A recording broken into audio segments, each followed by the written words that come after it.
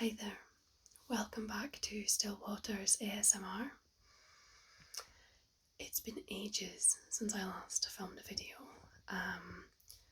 I hope you're all keeping well. The world's a crazy place out there. I hope you're all keeping well. I wanted to do a bit of an update video because there's been a lot going on with me. So I thought I'd do an update video.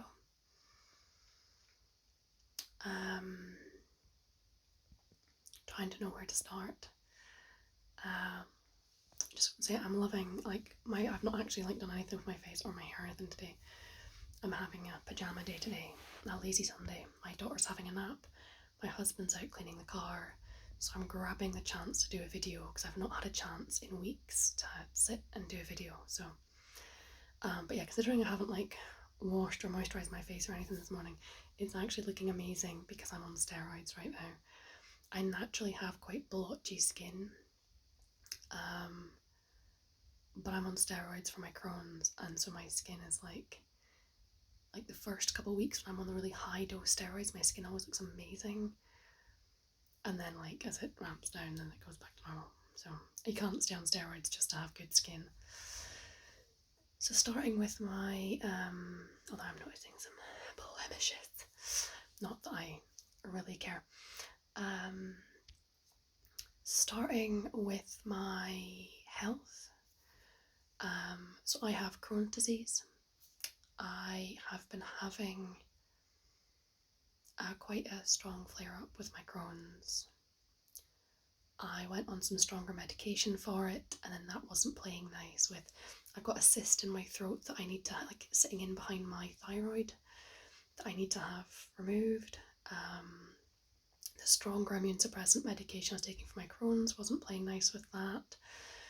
I was being sick a lot. I was really quite poorly, and my Crohn's wasn't getting any better.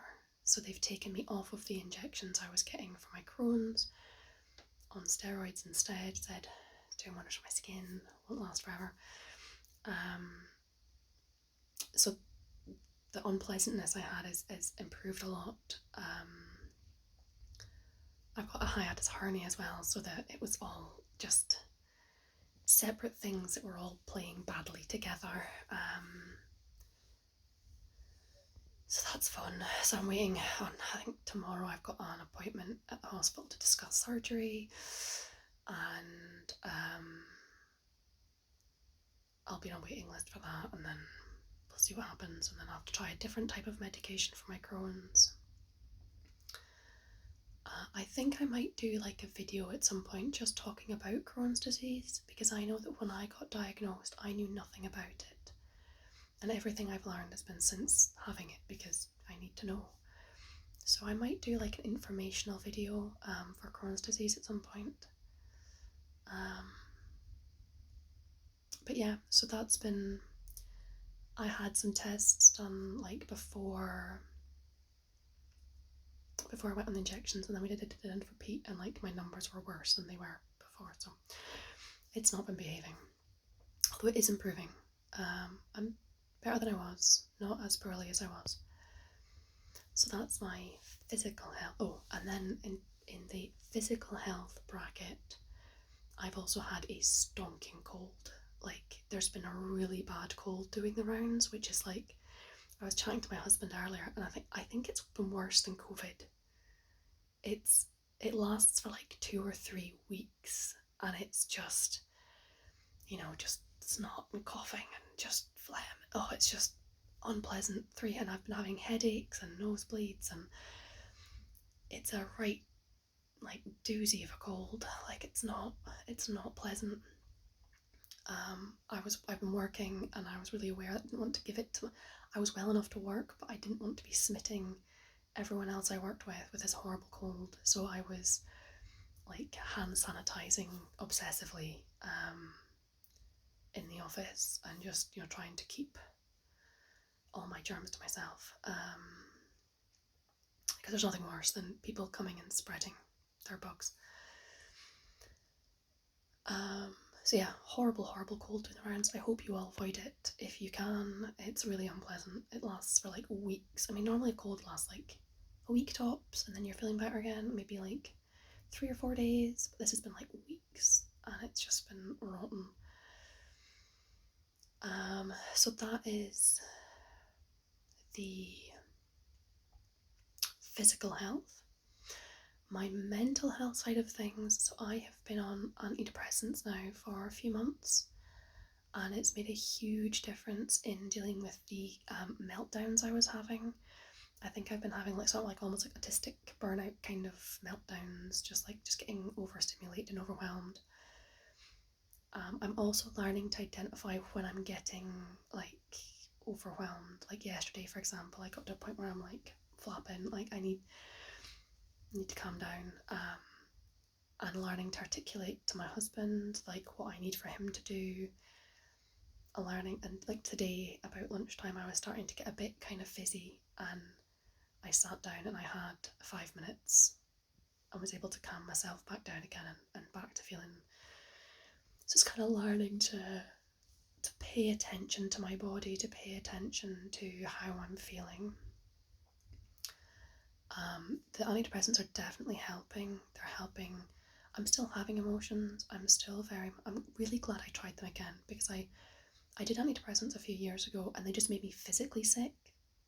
So I stopped taking them, and I've been avoiding taking them again because with all the physical health problems I had, I didn't want to be feeling physically sick taking an antidepressant until it like sorts itself out. But this time around, they put me on something different, and it's been working really good. I said it's been taking that overwhelm away, so I'm coping much better. There's been times when like my childcare has fallen through at short notice, and normally that would have put me in a meltdown, and I've actually been coping much better.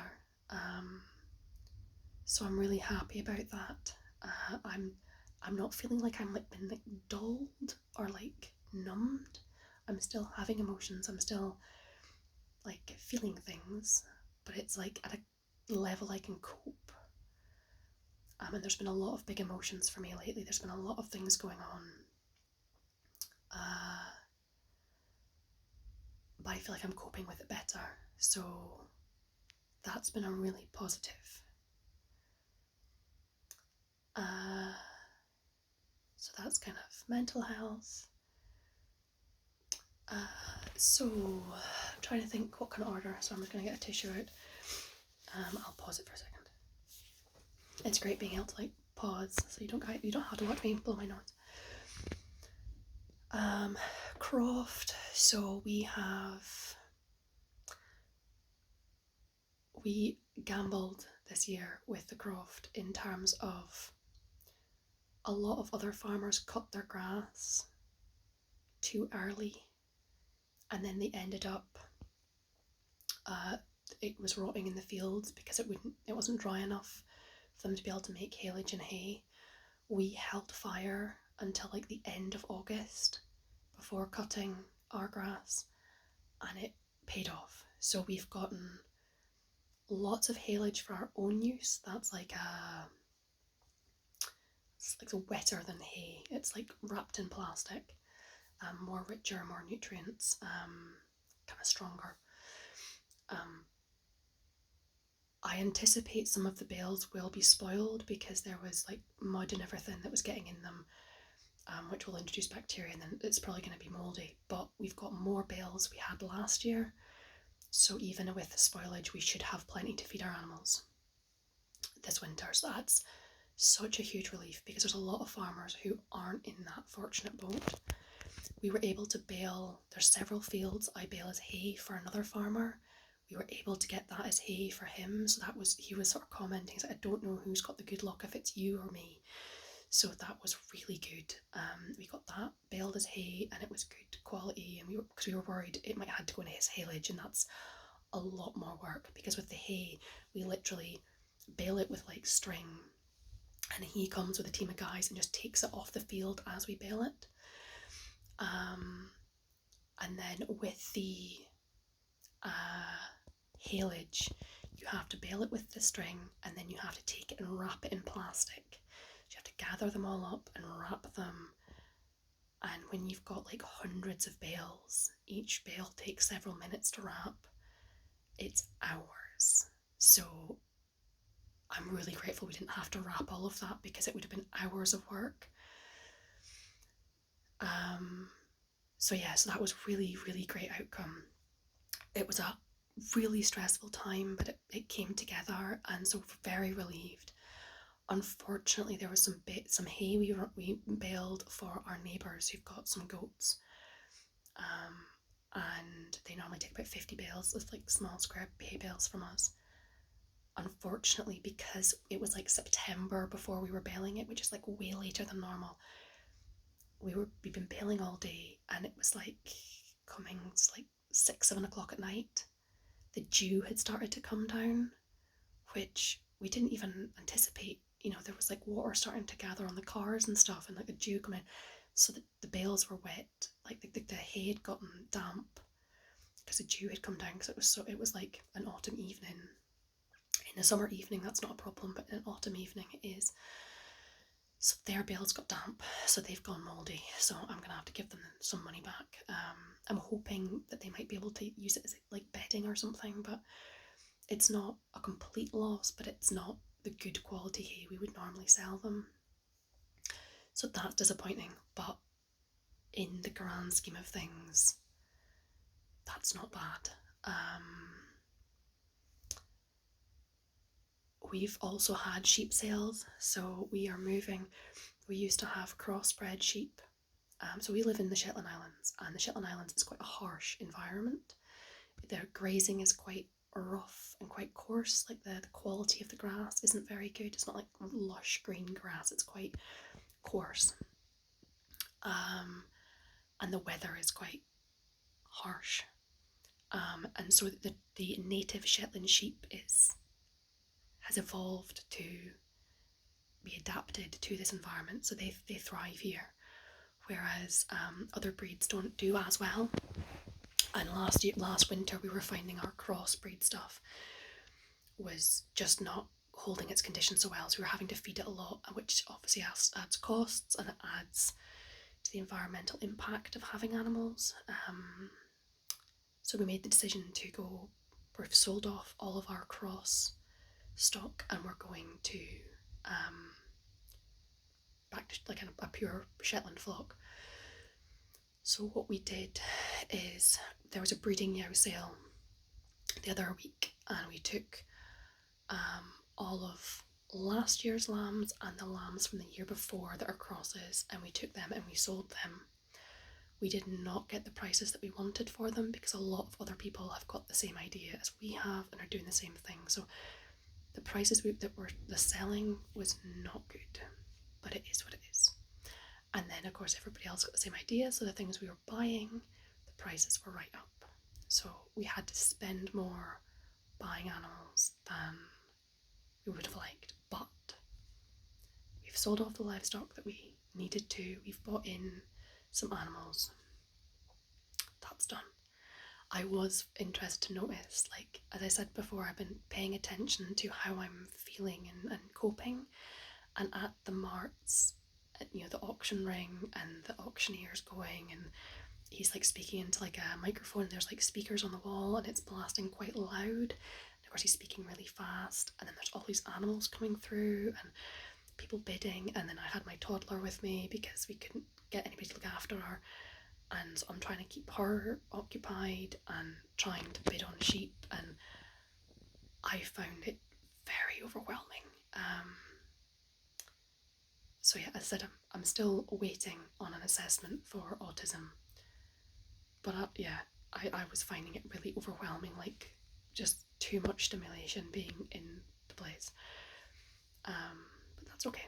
I was aware of how I was feeling and just kind of like dealt with it and got through the day, but was happy when the day was done.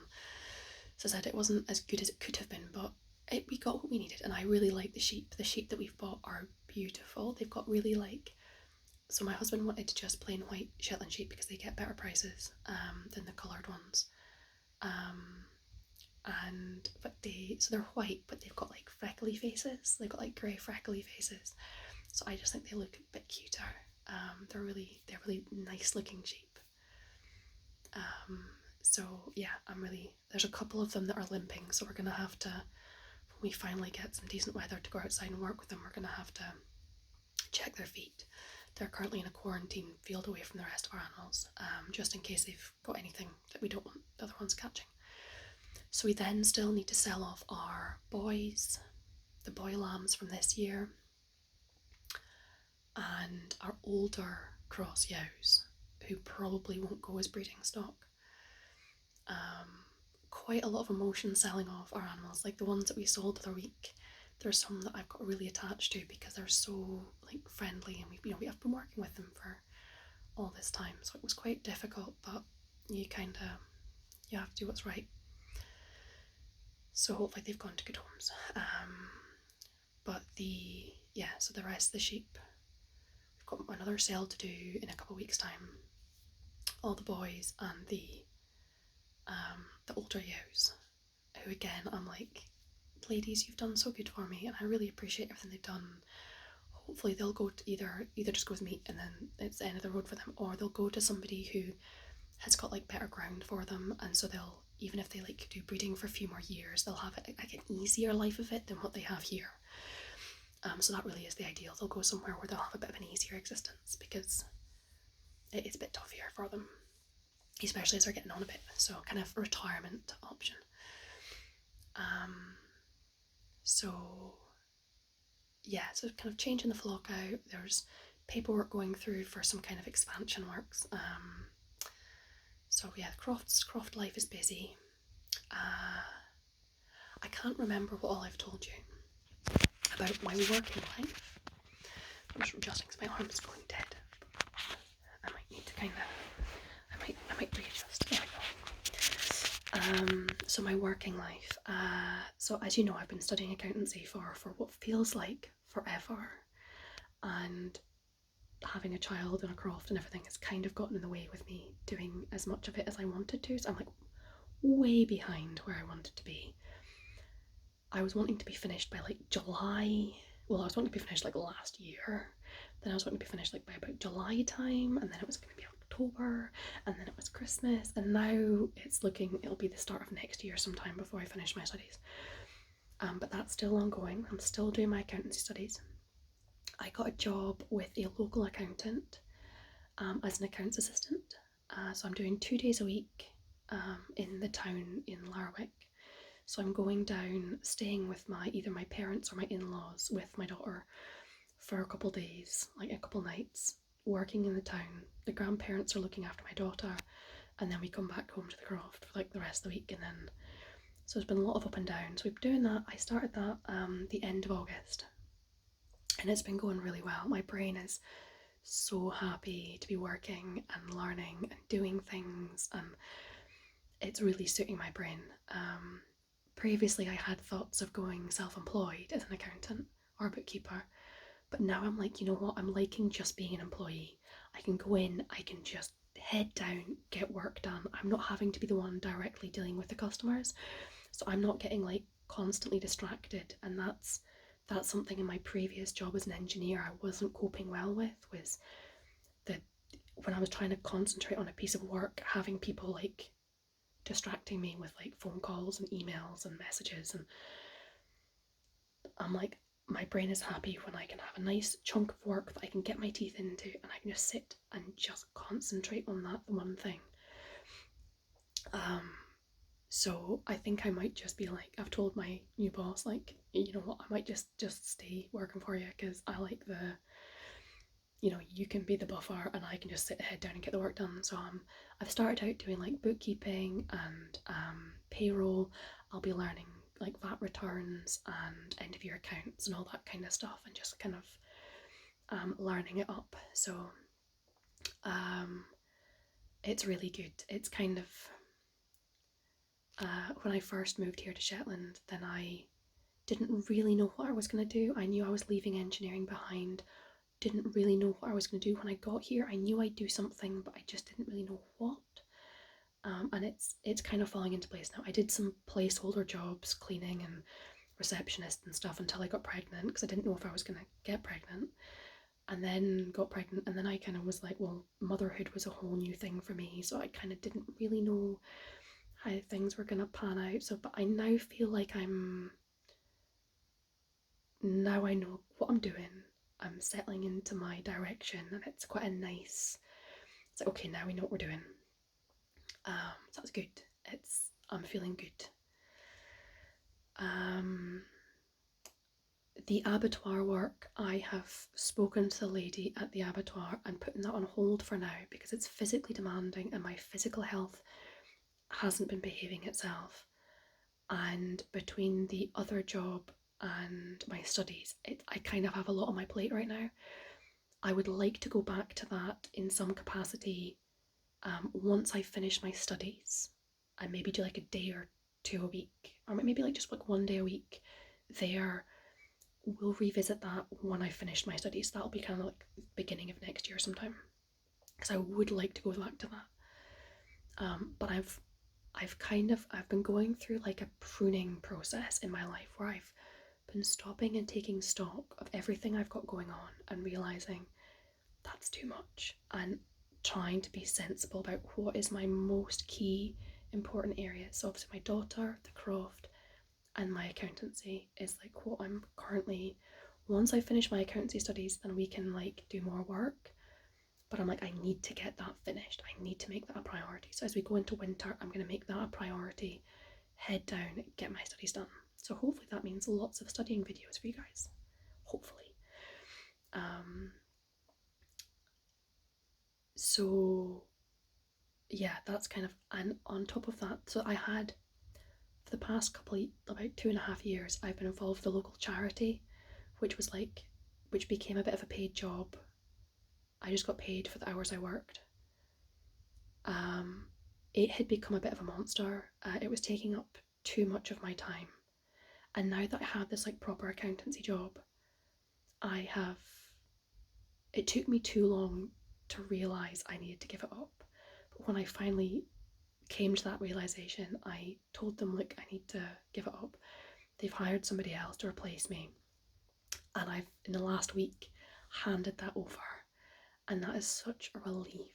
Like, at the time, it was a really, like, back a year or so ago, it was a really important thing for me because it was my only source of income. It was something for me in amongst the whole being a parent, and I enjoyed it. Now it had become a burden. It had like run its course. It was for a season. The season had passed. It took me a little bit of time to realise, and when I mentioned to my husband I need to give this up, he was like, about time. Like, I could have told you that a while ago. So it was really nice to it's giving that up has been really good. There's been emotions because I've put a lot of time and energy into it, and it's been hard to hand that over. But I have been handing it over and letting it go, and all those unfinished tasks that I never got done, I'm like, you know what? Hand it over to somebody else, let somebody else run with it now. Because it was a bit of my baby for a while, and it's kind of like hand over, and that's been really liberating. Big emotions, but very liberating. And just realising, some things are only for a season, and that's okay. And some things, if they're meant to be, will come back again. It's like the abattoir work, that I can come back to that in the right time. So yeah, I'm feeling really positive about like the things I have going on. My YouTube channel is staying because this is for me. I enjoy making my YouTube content. I will be keeping this going. That's non-negotiable because this is for me. I enjoy doing the videos. This is my thing. Whether it makes money or not, I think I get like pennies, but it's one of those things. I enjoy this, so I'm gonna keep doing my YouTube. But yeah, it's been kind of nice just to have that refocus. I really feel in tune with like autumn energy time. Autumn is a time for kind of like drawing in, reflecting, being thankful, pruning back. And I really feel in tune with nature right now. Normally I hate winter. Normally I'm very reluctant about going into it, especially up here. Winters are very difficult, and the last winter I found really hard, and this summer was horrendous. It was basically just extended winter, but I'm surprised at how okay I am about winter coming back again. because I'm in the right headspace for it. I'm ready for hunkering down and sort of closing in, and I'm in that kind of right energy, that kind of autumn energy, pruning back, reflecting, being thankful. Yeah. So that's kind of my work situation, my kind of head situation. So it has been, I mean, it's been difficult. There's been lots of, I said, lots of emotions. We had some big things happening. The war in Ukraine right now is obviously of big concern. My heart breaks for what's going on there. And the situation in Russia and everything, that's obviously a worry for everyone, I think. And especially the way like they're annexing parts of Ukraine, and it's scary. Here in the UK, we're being hit really hard with the cost of living crisis. Energy prices are going through the roof. Food prices are going through the roof. And as a farmer, I know the food prices are going to get worse because I know from on the ground what's going on. So there is a lot of worry around finance, but I'm so aware of how fortunate we are. We don't have a mortgage. We don't have to pay rent. We've got like animals out in the field. If we have to go kill something to eat it, we've got food. My in-laws grow potatoes, so we'll always have meat and potatoes if nothing else. We can go out and catch fish if we need to, or crabs or something. It's we won't starve. We've got a roof over our heads. It's that in itself is a lot more security than a lot of people do. So I'm so aware that there's a lot of people in the UK and the wider world who are facing homelessness, who are facing real financial difficulties, and just so I'm very aware that there's a lot of difficult stuff going on right now. And here in the UK, we recently lost the Queen. I'm going to do a separate video about that, discussing my views on the royal family and the Queen and all that kind of stuff. But that is the end of an era. She, like her or not, she was a significant part of the UK's history, and this is it was the end. Well, it's the end of the second Elizabethan era, and so there's kind of a lot of big thoughts and emotions going on. But yeah, I'm gonna do a separate video at some point about the Queen. I actually got a magazine. I've signed up for the Good Housekeeping subscription, and I'm planning to do like lots of magazine look through videos with you guys. And in the last issue that just arrived the other day, there's like a leaflet of like it was like a separate magazine in with it about memories of the Queen, like photos, and I've not actually opened it yet, so it's like I imagine maybe like some stories and stuff. So I was thinking of going through that maybe. But so a lot has been going on since I last filmed a video. I've been wanting to do videos, but just either not had the childcare, or when I have had the childcare, I've been flat out busy.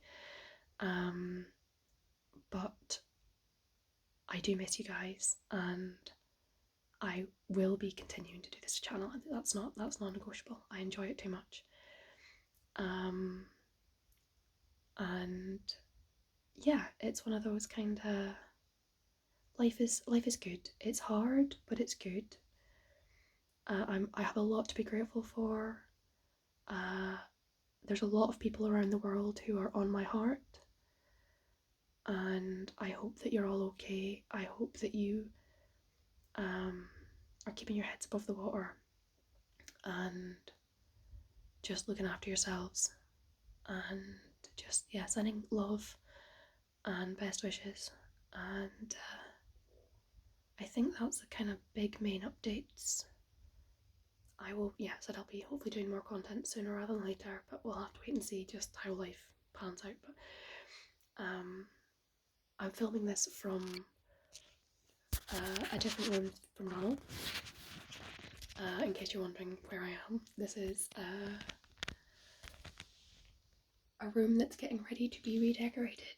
So this was my stepson's room, and it's going to be redecorated to be my daughter's room. When my stepson comes to visit, he'll stay in the spare room, which is like a bit more of an adult room, because he's like almost an adult. And so yeah, he'll stay in the spare room, and it's got like the games consoles and everything hooked up to the TV in there, and it's a more adult space. But his old bedroom is going to be redecorated. So after 2 years of having my daughter sleeping with us in our bedroom, we're going to move her up here. So it's she's turning 2 at the end of this month, which is just incredible. She's like, her words are coming out, and she's starting potty training already, which is like her led. You know, she's leading the way with that, and she's just amazing. But yeah, I've got the tape on like all the skirtings and stuff, and then I've washed all the walls earlier today, so I'm hoping my husband might do some of the painting because I hate painting. But we're going to paint everything white, and then we've got Winnie the Pooh wallpaper to go on this wall behind me, and I was going to get some Winnie the Pooh bedding. We're just going to leave the blue carpet because although it's not quite matching, I'm like, it's close enough for a nursery. Like, she's not going to care. It's got stains and stuff on it, but it's a child's bedroom. Like, there's a good chance it's going to get more stains over the years, so for now it'll do. And then we've got furniture and stuff already in the house. We don't have to buy any furniture. We can just reuse what we have, which is really nice. So I'll probably show you when it's all done. I'll probably come up and show you the room because I'm so excited. Get it full of like our toys and stuff and create a space for her. But yeah, anyway, you guys take care, and I hope you're keeping well, and I will speak to you again sometime soon.